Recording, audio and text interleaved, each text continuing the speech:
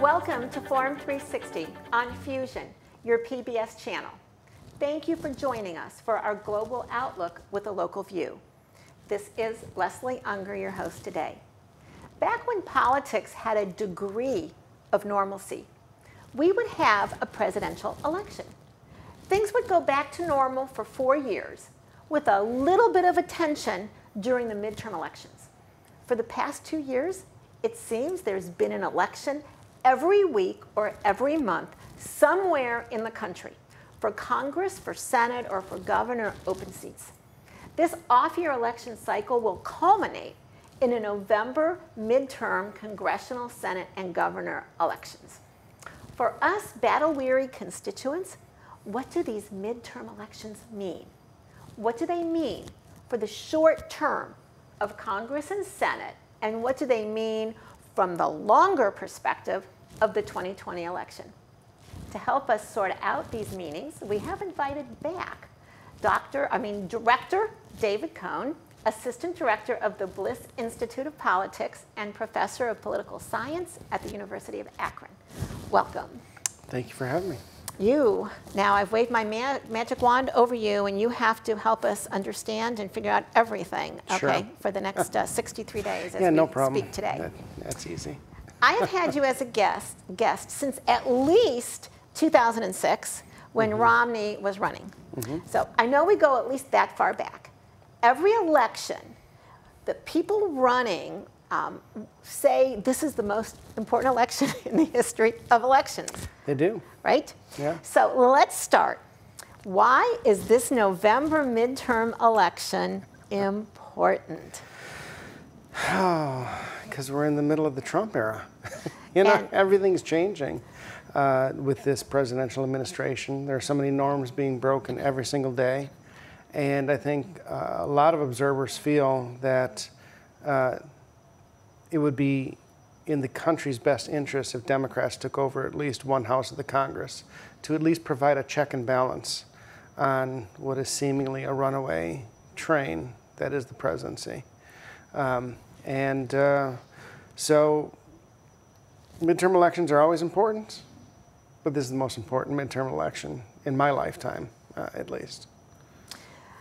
Now, can you explain, I'm a political junkie. I could watch and listen to politics 24 hours a day, but I have to accept the fact that everyone's not a political junkie. So can you explain, how does it affect us Americans if the House has a Democratic majority for the remaining 2 years of the Trump presidency? How does it affect us, everyday people, if there's a Republican majority? Yes.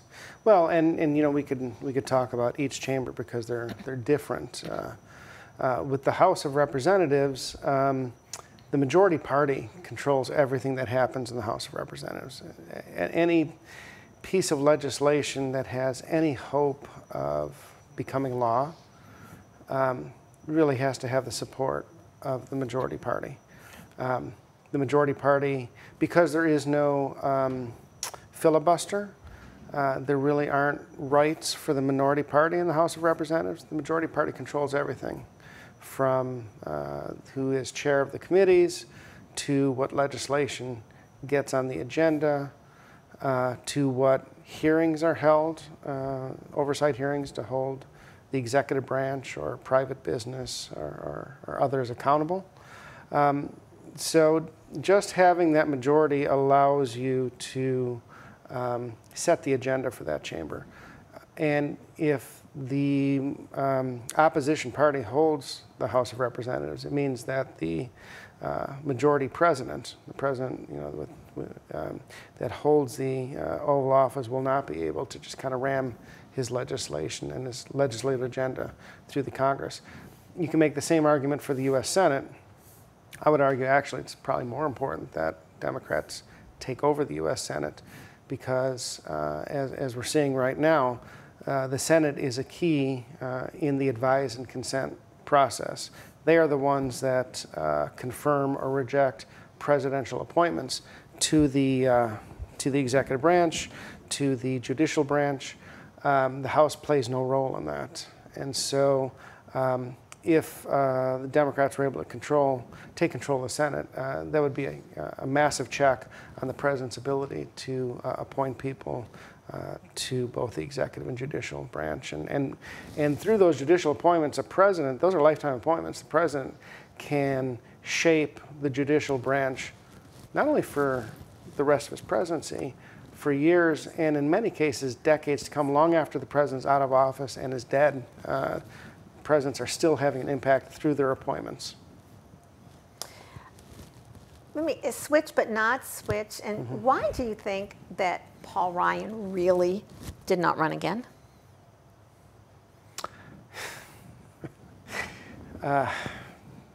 You know, I think Paul Ryan is not running again for the same reason that John Boehner retired as Speaker of the House at the height of his power. Because being Speaker of the House as a member of the Republican Party is a miserable job. Because essentially congressional Republicans have lost control of their party. This is no longer the Republican Party of people like John McCain and other very well-known names. This is no longer Ronald Reagan's Republican Party.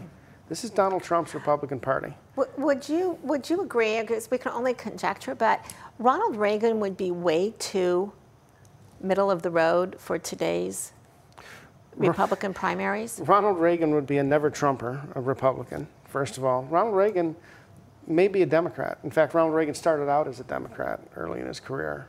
And really for much of his life, he was a Democrat, and really only switched later because he became more conservative.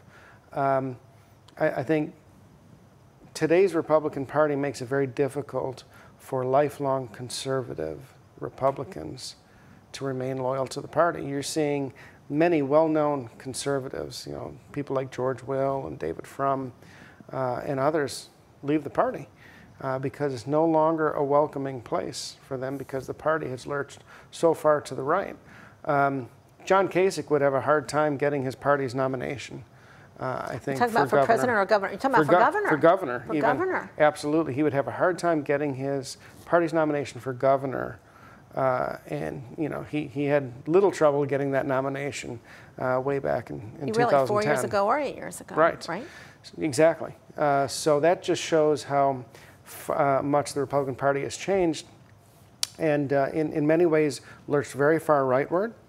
Especially on a lot of those social issues, but also part of the Republican Party, part of Trump's Republican Party, has actually lurched to the left, and on issues such as free trade. The Republican Party for decades has been a party that has promoted free trade and free trade agreements, and yet you have a Republican president now that is actively promoting and trying to start trade wars with countries all over the world. Not only countries, our closest, America's closest allies. He is starting trade wars purposefully. Canada is now seen as a rival and as an enemy. I mean, remember in the 1980s, I think it was John Candy's last movie before he died. It was a movie called Canadian Bacon, which was about a fictitious war that started between the United States and Canada, and everybody thought, oh, that is, you know, so ridiculous. Well, look at where we are now. It's not so ridiculous anymore. Well, not to pick on Paul Ryan, but he's just such a great example, you know, of taking a whole big cause into one person. When Romney picked him as a vice presidential candidate, I would say that his star was rising very high. Oh yeah, it was very bright. Is the star out? Is it dark forever, or do you see it come back in the future? I don't know if he has any interest in coming back into politics. I see a man who's still relatively young, that probably, you know, has really spent almost his entire adult life either as a congressional staffer or you know, as a member of Congress. He probably wants to get to the private sector where he doesn't have to deal with Tea Party people in his own party and where he can actually make some money. I don't know if he has any interest in being involved in politics anymore. I can see him writing a book. Maybe if things change, maybe he you know, runs for president, but I think he's been so tainted by really his lack of lack of courage and spine in terms of standing up to the president of his own party, that I think that'll forever haunt him, because I am convinced that this is a presidency that I think is highly likely not to. Donald Trump is not likely to finish out his entire term. I think he's going to go down in the annals of history as somebody like a Richard Nixon that is viewed with contempt. And I think he's going to fare much worse than Nixon, because Nixon was an expert on foreign policy and a real expert on policy, and he had some redeeming qualities. And instead, you have, I think, a president that is just not up to the job. And I think Paul Ryan and others that failed to stand up to him, I think will look very poorly as time marches on. No, I didn't expect to go down this road, but when I was in high school, I actually attended the Watergate hearings, kind of by accident, stood in line for 6 hours to attend them. But back then, there were only 3 television networks. Right. There was no cable. Right. Everyone didn't have their cell phone. There was no Fox and Friends. There was no Fox and Friends. Right. There was no Hannity. Have you ever thought about, would even Nixon's impeachment have ended differently if there were cable news existed then? Quite possibly. And the rise of Fox News is, in some way, probably has its roots in the Watergate scandal and Nixon's demise, and the notion that some conservatives thought, we need our own network. And I think, for many years, Fox has had certainly a conservative bent and slant to its news. But ultimately, there were a lot of people that worked in the network that were still real journalists, and they were reporting real news. I think what we have right now is a network that has become a propaganda arm of the president, and I think it's a very dangerous thing. When President Obama was in office for 8 years, was MSNBC maybe reporting news slightly to the left of center on some of its shows? Yes. But it was not a propaganda arm of the president. It was still highly critical of President Obama when it needed to be. And I think what we have right now is a news channel that has decided not to be a news channel anymore. And it's now, I think, in many ways, state-run television. State-run television. Yeah. Well, I'm glad that in 13 minutes I've gotten to my 3rd or 4th question here. But a question I've always wondered, why do people who have never met Nancy Pelosi, and perhaps don't even really understand what her role is, why does she garner so much hate? I think there's a gender component. I really do. I think even though it's 2018, I think there's a lot of, there are many individuals in this country that have a hard time dealing with or even processing the notion of a strong woman. I think you can see that in the treatment of Hillary Clinton, Elizabeth Warren, other strong women, especially strong women that are viewed as Democrats or liberals. It's just, they become a target. That said, I do believe for Democrats, it would be in their best interest to try and seek out leadership of a new generation. So my next question is, if the Democrats take the House, what happens to Pelosi? I don't know. First of all, she could be the target of a leadership challenge, just like she was 2 years ago. It's possible that she may surprise everybody and step down before the election so that she doesn't become a factor in the election. She may willingly step down after the election. That's always a possibility. So we don't really know what's going to happen. But if you look at the Democratic leadership in the House of Representatives, it's 150. They are all the average in their age is 70s 150. and 80s. And they're all 70s and 80s. So you think Steny Hoyer was a loyalist a little too long? Yeah, probably. And I'm not saying, and I'm not trying to make an ageist argument here, but I do think if you want to inspire younger generations, sometimes you have to get a new cast of characters. Unless you're Bernie Sanders or Joe Biden. Joe Biden has a very strong following in the country, and Joe Biden and Bernie Sanders are the same age. But it's interesting, 10 years ago, they would have never been considered legitimate candidates because of their age. And I think the fact that in 2016, you had the two oldest candidates running for president in our nation's history, and you also have Americans that are living longer and longer. Has added at least a decade to the viability of a presidential candidate. Today we are looking at the midterm elections with Dr. David Cohn, Assistant Director of Bliss Institute and Professor at the University of Akron. I'm going to ask this question in the context of the November elections. Although his popularity rating is not that high, for the most part, Trump's rating has stayed very consistent through all of the things that have happened. Is that going to affect, or how is that going to affect the November elections? Well, first of all, his approval rating has been historically low. Yes, but it stayed consistently. It has been consistent, going in between 35 and about 42%, depending upon the poll. But those are low numbers. Yes. Those are very low numbers for a midterm. They'd be extremely low numbers for somebody that's going up for re-election. Trump is going to be an anchor for the Republican Party in the midterm election. If there is a blue wave, and I think there will be a blue wave, the question is how big is the wave going to be? Much of that will be because of Donald Trump. Now, I do have to say that in every midterm election, except for a few counterexamples, the president's party does poorly, especially in the House of Representatives. The last time that a president's party actually won seats in a midterm election was 2002, after 9/11. Republicans won a few seats. But in general, the president's party gets creamed in House elections in a midterm. And political scientists have developed models, and it's really based on two variables. One is the president's approval rating. The other is the economy and the unemployment rate. Now, obviously, the unemployment rate has fallen. The economy is doing pretty good, especially compared to 10 years ago. You might recall we were just entering the Wall Street meltdown 10 years ago. It's taken a long time to recover from that, and the economy is doing well.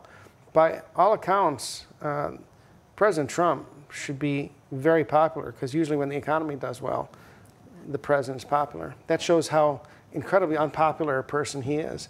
The fact that the economy is doing well, and yet he still really has a hard time cracking 40%. So he's going to be an anchor in this year's midterm elections. And the question is, how big of an anchor, how many people is he going to take under the water with him? And I think it's going to be pretty significant.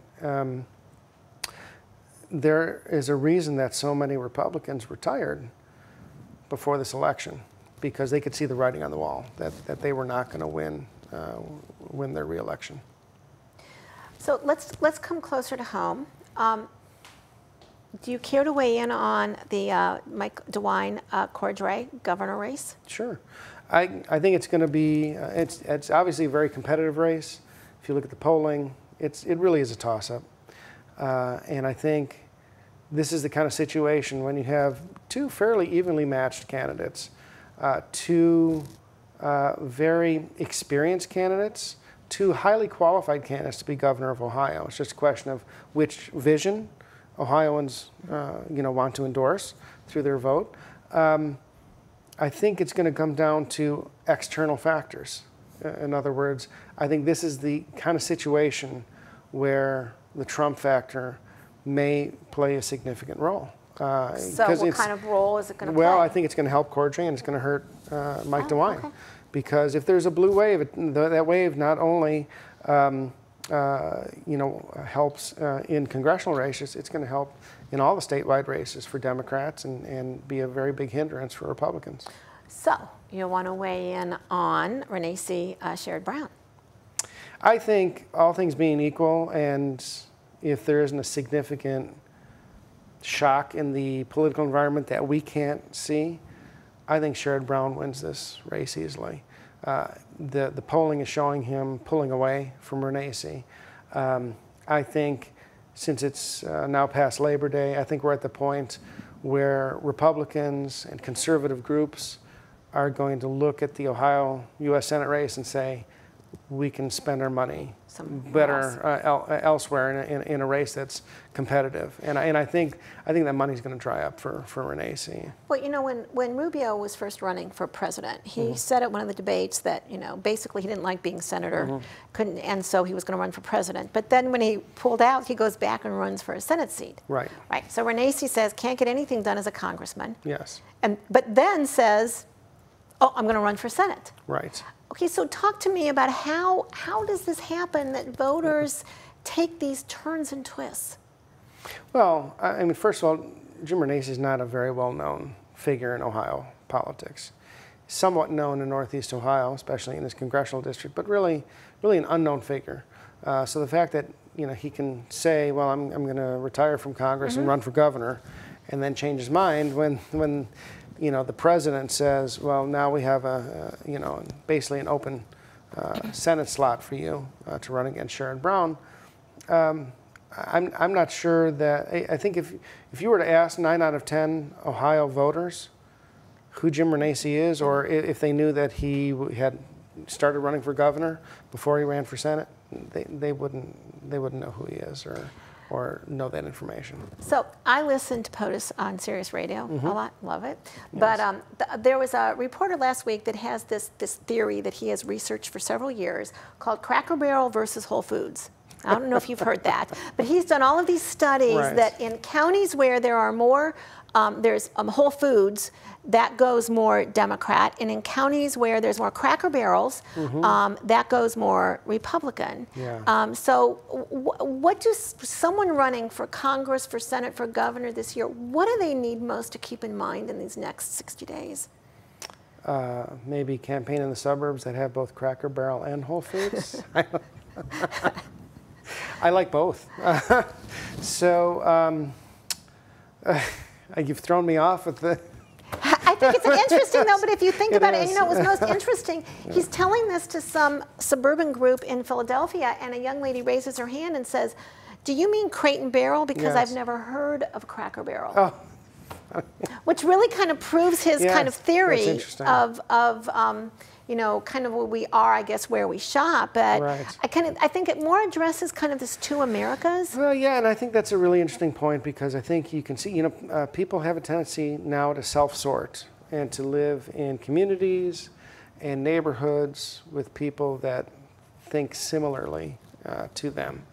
And that is part of the problem with our polarized country right now is people are around people that think alike, and they listen to radio and television shows that, you know, those are the shows that are telling them what they want to hear, and people are less willing to go outside their comfort zone and speak with people of a different political party or different ideology or different race, and I think that is a problem, and I think, you know, the increased polarization we see in our country is not healthy for our politics or for our communities. As far as candidates, I think candidates just need to focus on their communities and find out, you know, what the people want and how they think and how they feel, and to get in touch with them. I think too many times candidates will just take bullet points from the national party when they're running. You know, it's interesting because I listened to an interview with Jason Cantor. He's one of my heroes. He's running for mayor now of Oklahoma City, I believe. But that's what he kind of talked about is getting out and actually talking to people. Yeah. So I'm going to ask you how some of these candidates, and I've got like a minute or so, 2 or 3 words for each of these candidates, okay? Kamala Harris, junior senator from California. Yeah, certainly rising star in the Democratic Party, kind of represents that new generation that I was talking about, and there's every indication that she, in fact, is going to run for president in 2020. Although, if I were counseling her, I'd say, you just got to the Senate. You got time. I think that's what they told Barack Obama, too. They did. But you know what? I think Barack Obama would have been an even better president had he gotten that experience in the Senate. And I think, I am somebody that, and I think this president shows more than anybody the importance of experience. Okay, so for $1 million, is Joe Biden going to run? Yes. Wow. So the 2020 ticket is who? Joe Biden, Tim Ryan. And on the other side is who? Wow. It is. I guess I let's should be see. nicer to Tim Ryan when I Yes. see him. Absolutely. It's Mike Pence and whoever he decides to choose. Probably. I don't know. I have no idea. Sarah Palin. Who knows? You know? To put elections into context of the 195 countries assessed, Yes. only 87 countries in the world have free elections, which means the United States is one of only 87 countries where we can freely vote. That said, 56% of the U.S. voting age population cast ballots in 2016 presidential election, which means 44% of eligible Americans did not vote, although 70% say a high turnout in presidential elections is very important, which begs the question, what constitutes a high turnout? So Dr. David Cohn joined us today to help us understand the short-term and long-term impact of November's midterm election. In this polarized world, perhaps the one thing we can all agree on is to vote on November 6th, or at least by November 6th if you vote early. Thank you for joining us on Forum 360. Forum 360 is brought to you by Electrical Impulse Communications, the John S. and James L. Knight Foundation, Hudson Community Television, the Rubber City Radio Group, an anonymous donor, the Jewish Community Board of Akron, Medical Mutual of Ohio, Blue Green, and Forum 360 supporters.